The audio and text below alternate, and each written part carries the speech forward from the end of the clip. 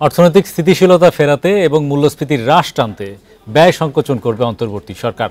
বাদ দেয়া হবে রাজনৈতিক উদ্দেশ্যে নেয়া ও কম গুরুত্বের প্রকল্পও। সোমবার পরিকল্পনা উপদেষ্টা ডক্টর ওয়াহিদুদ্দিন মাহমুদ এসব কথা জানান।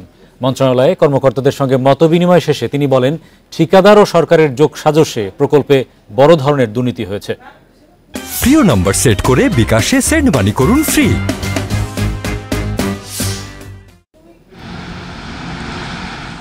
আওয়ামী লীগ সরকারের আমলে মহাসড়ক নির্মাণ, বালিশ কিংবা হাতুড়ি কেনাকাটা ও অবকাঠামোতে অতিরিক্ত ব্যয়ের তথ্য উঠে এসেছে নিয়মিত।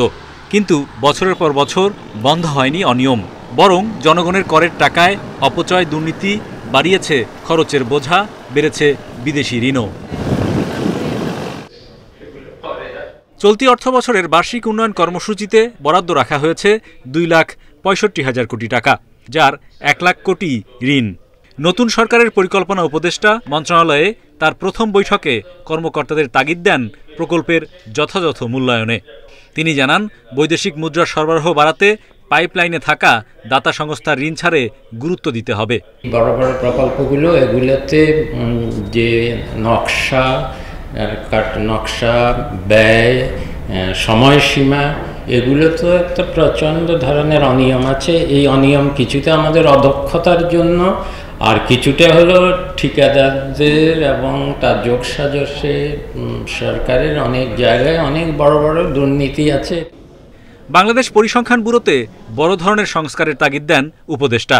বলা হয়, কার্যকর নীতি গ্রহণে সঠিক তথ্যের বিকল্প নেই। অর্থনীতিকে স্থিতিশীল করতে হলে জিডিপি গ্রোথ বাড়ানোর জন্য অনেক ব্যয় করার থেকে বরং যেটুকু ব্যয় করা হয় সেটুকু সাশ্রয় করে তাতে এমন প্রকল্প বাস্তবায়ন করা বা এমন কৌশল গ্রহণ করা যাতে অতি শীঘ্র কিছু কর্মসংস্থানের ব্যবস্থা করা। উপদেষ্টা বলেন, উন্নয়নকে টেকসই করতে দক্ষ মানব সম্পদ গড়ে তুলতে বাড়তি গুরুত্ব দেবে অন্তর্বর্তী সরকার। একযোগে কাজ করার মতো একটা টিম আছে আমাদের।